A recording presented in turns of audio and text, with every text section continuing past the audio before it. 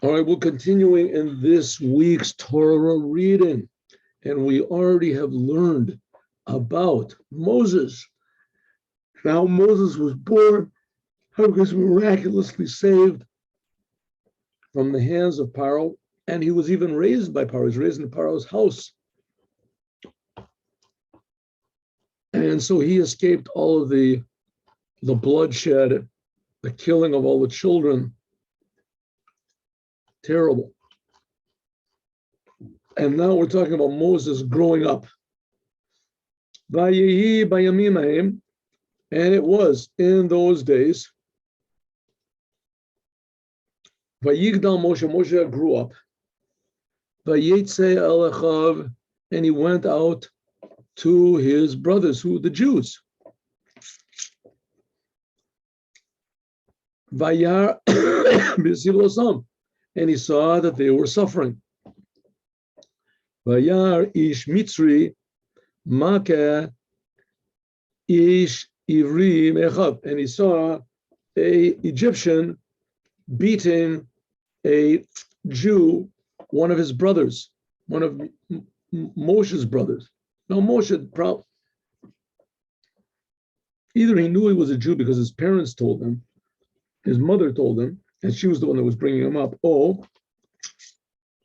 even though he was growing in Paro's house, or he was told by Paro's daughter, or he just felt it, but we'll see. It says, Vayigdal Moshe, he just felt that he was a Jew. I couldn't stand to see Jewish people suffering. Vayigdal Moshe, I mean, all the other Egyptians didn't mind it at all. So Moshe grew up.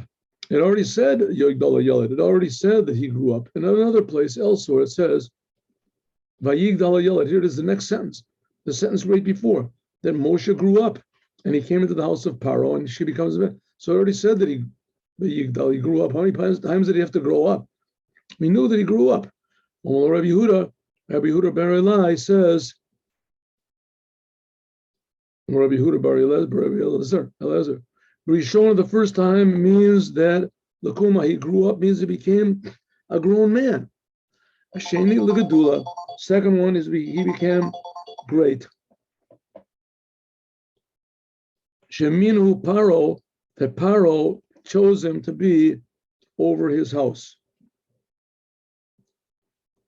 Vayar b'sivlosam, and he saw the suffering of the Jews. Natane nabalibo liot meitzar aleim. He put his heart and his mind to be troubled by what he saw. Who did he see? He saw Ish Mitzri. He saw an Egyptian man. No geis haya. He was one of the soldiers, the policemen. Memuna al Shotre Yisrael, and he was appointed to watch over the Jewish policemen. Shaya Mamiram Mikros Hagever Melachtan. He would wake them up as soon as the rooster crowed to do their work. And he was, so in other words, they appointed Jews to be like, to make sure to be superintendents over the other Jews. But there was Egyptians that were superintendents over those Jewish superintendents. Malkeu Barodeu. He was beating him and he was punishing him. Ubala Shel Shlomit Bas Dibri. This was the husband, so to speak, of Shlomo's Bas Dibri. Now Shlomit Bas Dibri, we're going to see this in a moment. There was this lady called Shlomo Bat Dibri, and she was to the I guess the praises of the Jewish people, the only sort of licentious woman among the Jews, the only one. And she would say hello to everybody. She was always flirting with all of these Egyptian soldiers and everything. She was married. She flirted with him, and in the nighttime, he woke up midnight, rooster crowed. He went in and took her husband, Shlomo Bat Dibri, took him out of the house to work. And he went back in, and the policeman, the Egyptian policeman, took Shlomit, the daughter of Dibri, took her husband out of the house, and then he went in his place. And he had relations with his wife. Because she didn't know. She thought it was her husband. The man came back home. He understood that this Egyptian just raped his wife. Because when the Egyptian saw, he understood that he knew what had happened. He started to beat him, call the whole entire day.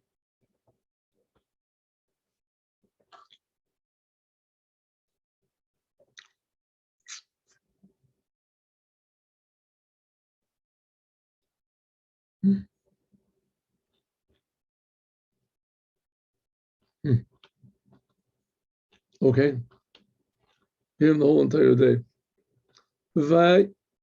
Sorry. Vayifem kol. So Moshe, he saw this whole thing. He saw this policeman beating this poor, unfortunate man whose wife he had just raped. So Moshe looked here and there, and he saw there was no one. And he smote the Egyptian. We're going to see that he smote him with one of the words of God. He said a word and he killed him. We'll see. He smote the Egyptian, and he hid him in the sand. He looked there, here and there, says Rashi. Rama saw Babayit. What did he saw? He looked here and there. He saw here what was going on, what had just happened in the house, how this Egyptian soldier had raped this man's wife. And now how he's beating him now in the field. That's the simple meaning.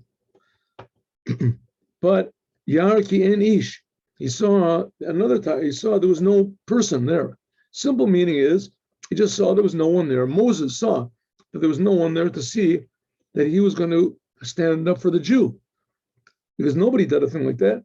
But here it says, Ein ish atid l'tzeit mimenu, she'd gayer, that Moses already had a Holy Spirit, so to speak, and he saw that in the future, that from this Egyptian man, no good is going to come from him. Maybe somebody in the future might convert or something like that. No, he saw nothing was going to happen. So he smote the Egyptian, killed him, and he hid him in the sand. And he came out, Moses came out the next day. He saw two Jews fighting. And he said to one of them, the bad one, how did Moses know who was the bad one? How was the bad one? Is it because he was about to smite his brother? Raising your hand on another Jew to smite them is already a sin. I mean, actually, for a non-Jew also, to raise your hand to smite somebody. Who are these two Egyptian Jewish people that were fighting? It was Datan and Aviram. Now we're going to meet these two characters throughout the Torah several times. Datan and Aviram. They're going to be big stars also with when they get out of Egypt. Interestingly enough, they were among those that left Egypt. They weren't stupid, and they're going to be big stars in the rebellion of Korach against Moshe. So Datan and Aviram, they were the ones that were fighting. Hey, shotiru minaman. These are the ones that disobeyed the instructions of Moshe when the manna fell. The manna fell. It said you're supposed to take exactly the right amount, and when you're finished, don't leave anything over. And they left over. They left over on Friday. You're supposed to take exactly the same amount for Friday as every other day. And Shabbat, no man fell, and miraculously it was enough. They didn't believe it. They took a double portion. And it seemed there were two Jews who were fighting. Lama takeh, he said, why are you going to smite your brother? It doesn't say lama hiketa. Why did you smite? He says, why will you hit? Nikra Russia Paramatyad. He's already called the evil one because he lifted his hand up to hit the other guy. Russia, that's what it means. Russia He said, Re'echa, why are you smiting your friend, Re'echa? But the word Re'echa also means Ra, means you're bad. He's bad just like you are. That's what Rashi says. Rasha kamotcha. So he deserved to be hit. But nevertheless, the one who does the hitting is also called bad.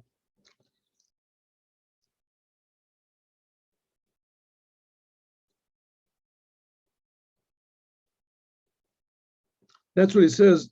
But Yomer Rasha, he said, because both of them happened to be his brothers. They were his brothers. Moshe, they were Jews. So therefore, Moshe didn't take any revenge or anything against them, but he just told both of them off. Both of them were equally bad.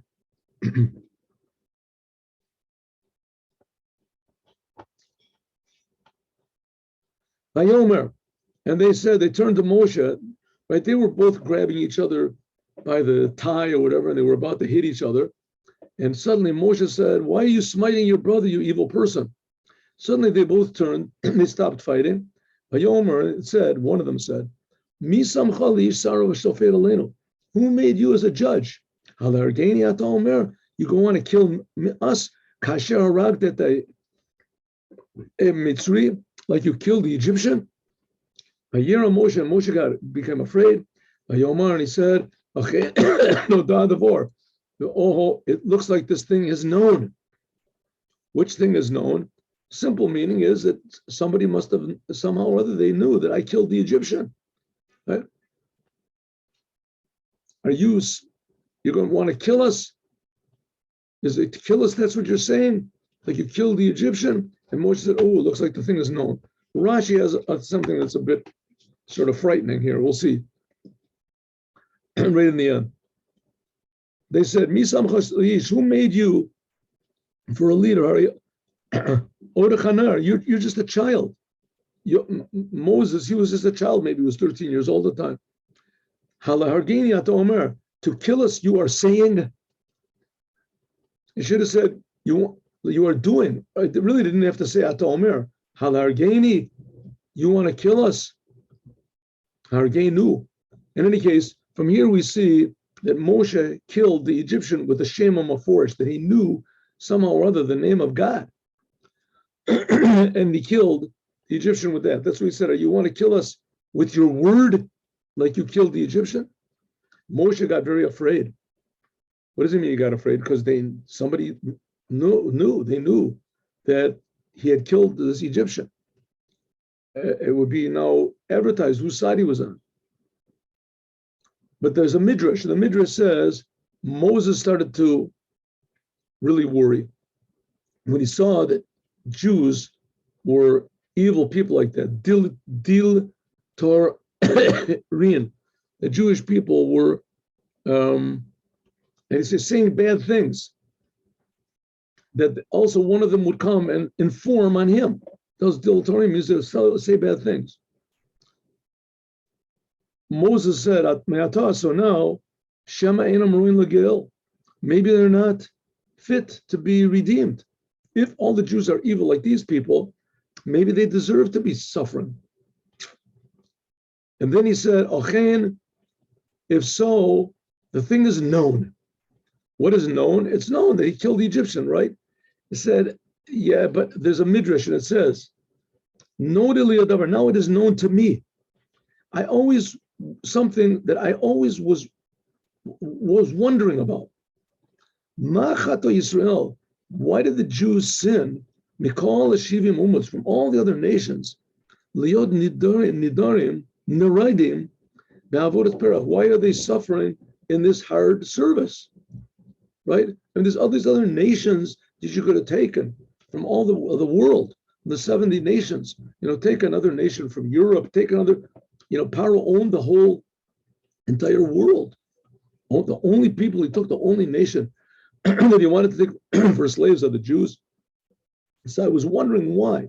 Now I see that they deserve it. If they have evil people like this, right? Here I'm just trying to stop one Jew from hitting another Jew, and they're beating each other. I wanted to just stop it and make peace between them.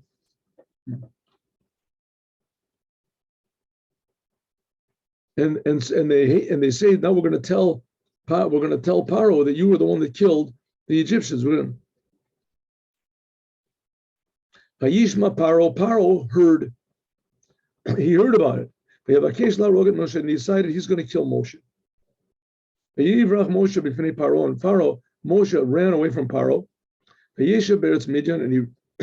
went to the land of Midian. And he lived on. He sat down by a well. Rashi, Vayishma Paro, Hamil Shinolav, Datan and Aviram. Moses let them live, and sure enough, they went and they told Paro. Now he wants to kill Moshe. Masru Lekostinir Largo. He gave him to the what is it called? There's a word for that. What is it called? The one who does all the killing. Anyway, the henchman. No, it's not. It slipped my mind. The word slipped my mind. But he gave him to the official court murderer. I'll think of the word to kill him. And the executioner. Oh, he gave him to the executioner to be killed. It says it was a miracle occurred that actually they grabbed a hold of Moses. He was only a boy, and he didn't know. They grabbed a hold of him, and he didn't know that they knew. They grabbed a hold of him, put his head down on a block, took a big sword, and went to chop his head off. And the sword didn't work. It didn't go through his neck. It says his neck turned into be like marble. That's what it says. We'll see later on. That God saved me from the sword of Paro. This, of course, is all midrash, but it's hinted at here. And he went and he lived in a place called Midian. He delayed there, like it says, Vayishiv Yaakov, and he sat by this big well. We can learn from Yaakov that Moshe learned from Yaakov that Yaakov, he got found his bride by a well. Eliezer also, the same thing was Eliezer, but he learned from Eliezer was the servant of Abraham. Okay, now the Kohen Midian had 7 daughters, and they drew out the water. They drew out the water, and they filled up the watering troughs to feed the sheep of their father. It says Kohen Midian. He was the priest of Midian. What do you mean the priest of Midian? He was the head priest. He was the high priest of Midian. It said that their father was already in trouble. Their father was a big priest of idolatry, and he left. He left the idolatry, and he ran away. And so everybody rejected him. All the people rejected him. And so they put him in like excommunicated him. No one would talk to Yisro and everything. It says that Yitro knew all the idolatry in the world, and he rejected all of it. Anyway, they put water into the water troughs where the animals drink, where they drink from. Then the shepherds, they came via Gershom, and they drove away the daughters of Yitro because he had been, he had ostracized by everybody. Moshe stood up. Yoshim, he was sitting by the well. He saw this whole thing, and Moses saved them. And he gave their sheep to eat, to drink. Patavono el Ru'uel, they came to Ru'uel, their father. One second, I thought their father's name was Yitro. It says over here, the Kohen Midian. Oh, we didn't say yet. We didn't say the Kohen Midian. Here, the Kohen Midian. Okay, the Kohen Midian. His name, in fact, is Yitro. We'll see later on. Anyway, they went back to their father, whose name was Ru'uel. Ru'uel, their father. Avian, their father. And he said, "Why did you hurry up today so quickly?" Ibn Ezra said that this Ru'uel, he was their grandfather. Because Yitro, he is eventually going to, he was the Chotan, he was the father, one of these daughters, Moses is going to get married to, right? So it says Yitro was their father. His name was also called Chovev. Chovev was the Chotan of Moshe. Like it says Chovev, the son of Reuel. Okay. So they said back to their father Reuel, Ish Mitzri Etzilenu, there was this Egyptian fellow, Moses. He looked like an Egyptian because he was brought up in Egyptian's house. He was brought up in Paro's house. And Ish Mitzri saved us from the other shepherds. And also he drew water for our sheep, and he fed our sheep, gave them to drink. And he said to his daughters, where is this fellow? Lama Zavtam, why did you leave him? To call him and let him eat bread. Said, what happened? Their father, let's say Ruel is the father, right? We'll see later. It says he had a lot of different names. Hikir, Bo Ruel understood that Moses somehow or other came from the seed of Yaakov. Why? Because they said that the water rose up to meet him. Call him over here and let him eat bread. Maybe he will marry one of my daughters.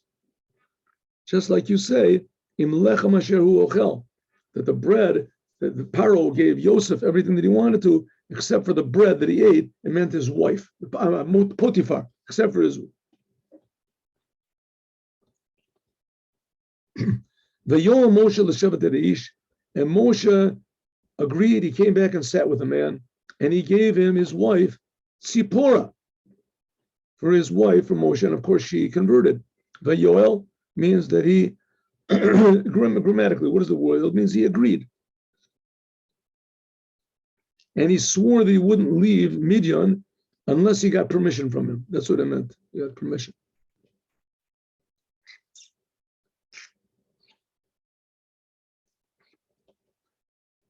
And gave birth to a child. And they called him Gershom. And why Gershom? Because Ger, I was a wanderer. I was Be'eretz Nachriya, in a strange land. Ger means a temporary dweller in a strange land. Okay, now the plot thickens. And it happened in those days. He says, Ger means I'm living in a land that's not the place where I was born. And it happened in those days that the king of Egypt died.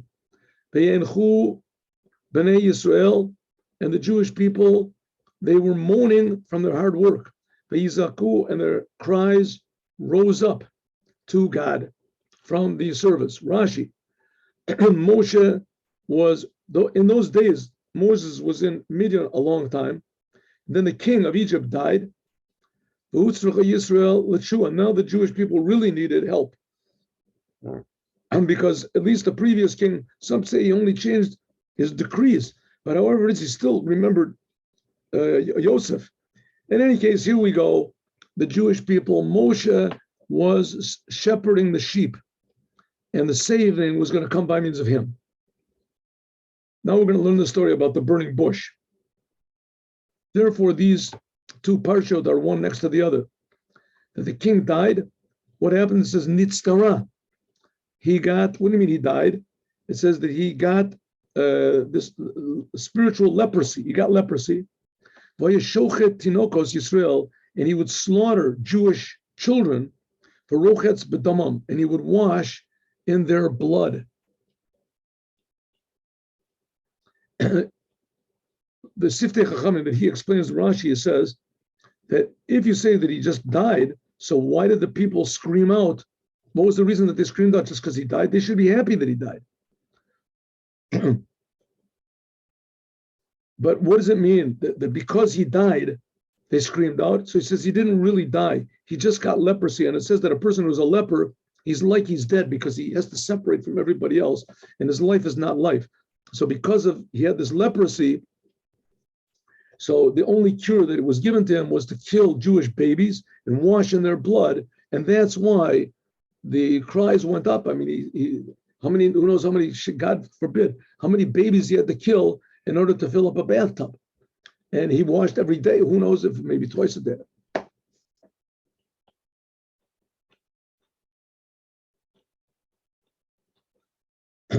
God heard their cries, and God remembered his covenant with Abraham, Yitzchak, and Yaakov. The screams that came Meir, Metim, Yanku. So the screams. He remembered the covenant with Avram, with Abraham. He remembered the covenant that he made with them.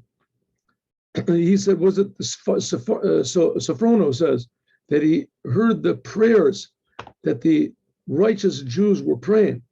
Like it says, V'yitzak al Hashem, and he heard their voices. God remembered, like it says, Hakimosi et briti, I will stand up my covenant that I made between me and you. This is the promises that he made to Abraham, Yitzchak, and Yaakov. Le'Elohim, L'Zaracha, all these promises that he made, etc. I will hear the cries of the Jewish people. I promise I will remember my covenant. God saw the Jewish people, and God knew. Vayeda Elohim, and God knew. What did he know? What did he know? Notan aleim lev, that God, so to speak, turned his attention, and he didn't hide his eye from the suffering of the Jews anymore. So that's it. I've been suffering with the Jews for so long, 210 years. Enough. I can't take it anymore.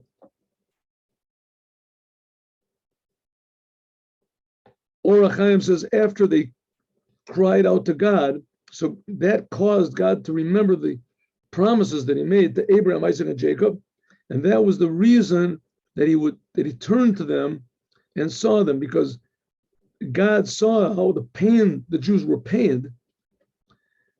That seeing that God saw, this helped to alleviate the pain, because the essence of God is mercy, and all of his deeds are mercy. And that's what he says. So it comes out that when God gets angry, he hides his true nature. That's what it says. Anochi astir astir. That's what it means, that at the time of the exile, God is just hiding his true nature. And that's what it means. God knew. God knew things that were hidden inside of him. Right? That he revealed all of these, the pain that he had. So Moshe, he was now shepherding the sheep of Yisro, his father-in-law. So now all of a sudden, Ruel's name is Yitro.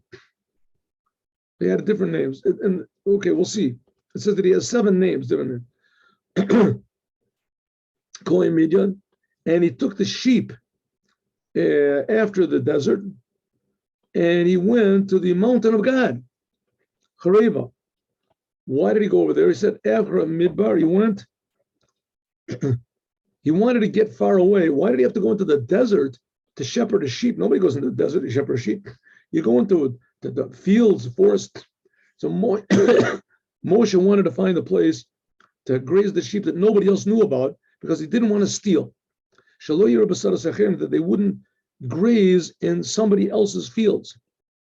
So he went to the mountain of God. Why is it called the mountain of God? In the future, it's going to be the mountain of God. Al Shem Atid, what's going to be in the future? And here it calls it, the name of the mountain is called Chorev. Chorev. That's a bit of a question. Why is Mount Sinai also called Mount Chorev? So Ibn Ezra gives one answer. Kacha Katov Moshe, that's what Moshe said. And the reason is, it's called Chareva because it is very hot there. Shaloyer, there's no rain that comes. And because it's too close to Egypt, 3 days away, like it says, it was only a 3-day journey from Egypt to Mount Sinai. They took 50 days because Ba'avur Shei Hayor Rachok, because the river, the Nile River, is so far away, so there's no evaporation there, there's no humidity. And therefore it's called Chareva because it's so dry. Chorev.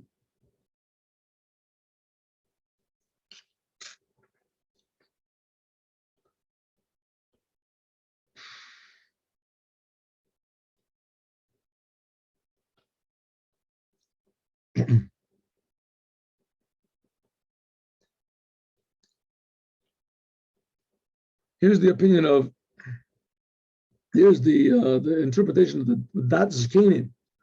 It says he took the sheep, the sheep.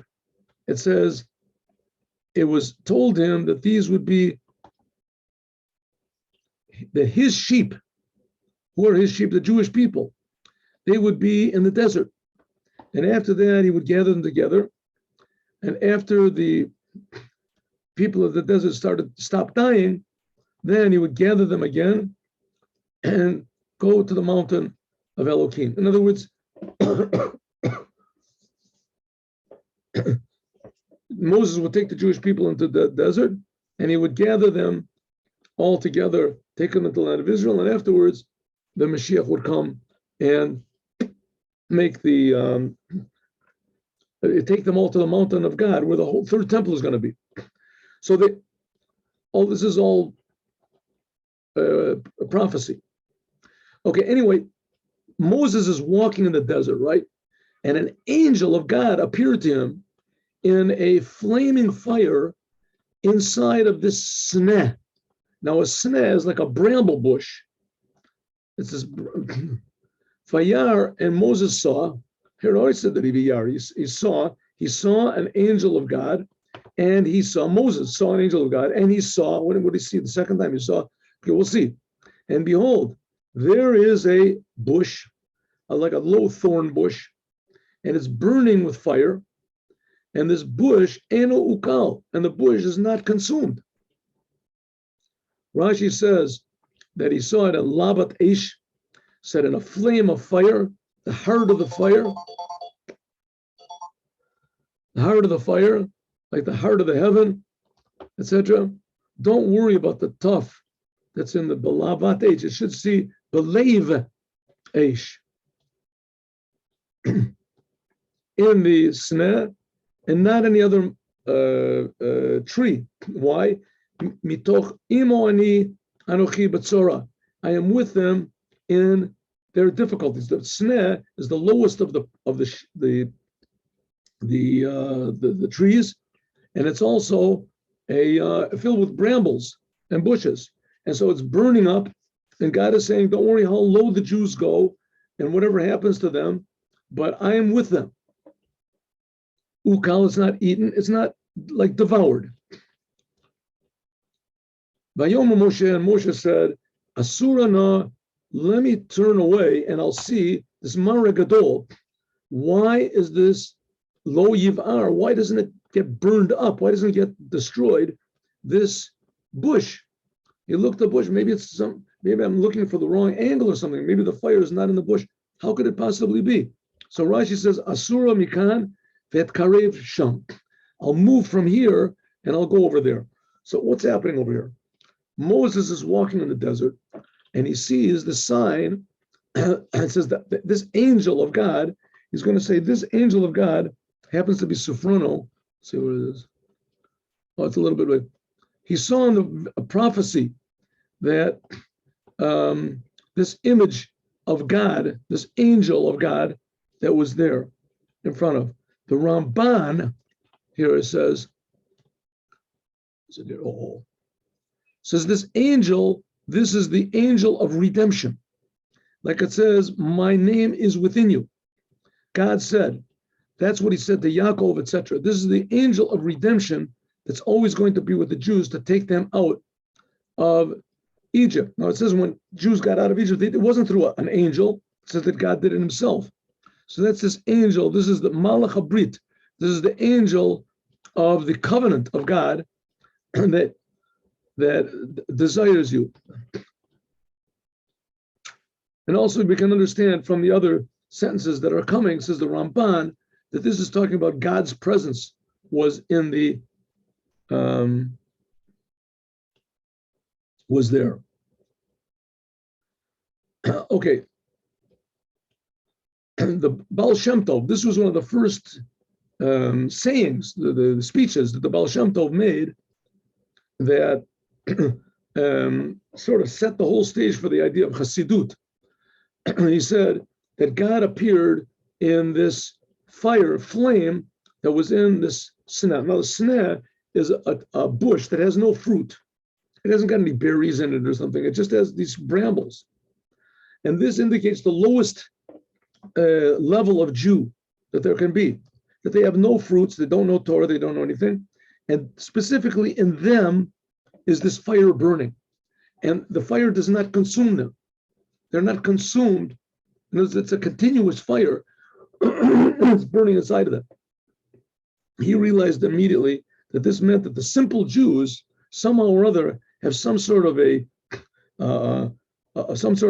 enthusiasm and a motivation that nobody else has, that no one else has. And he said, wow, I didn't know that. I thought only way to get close to God is by learning the Torah. It must be something that is an additional way, right? That the simple people also, we have to add this simplicity and genuineness that the simple people have to the learning of the Torah. Of course, learning of the Torah is the most important thing in Judaism. But in fact, even more important than learning Torah are the Jewish people. And that's why Moses broke the tablets in order to save the Jewish people. So that's what the Baal Shem Tov said. I'll turn away. I have to turn away from everything I know, all of my knowledge, all of my expert. And I want to see what is this fire that's burning in the heart of all simple Jews. That's what Moses said. I will turn from here and I'll go over there. I'm going to turn from my whole past and everything that I'm sure of, in order to try to discover what is this fire that's burning in the heart of every simple Jew. As we'll continue, God willing, tomorrow. Have a good day with Mashiach now. Rabbi, can I ask you a question? Yes.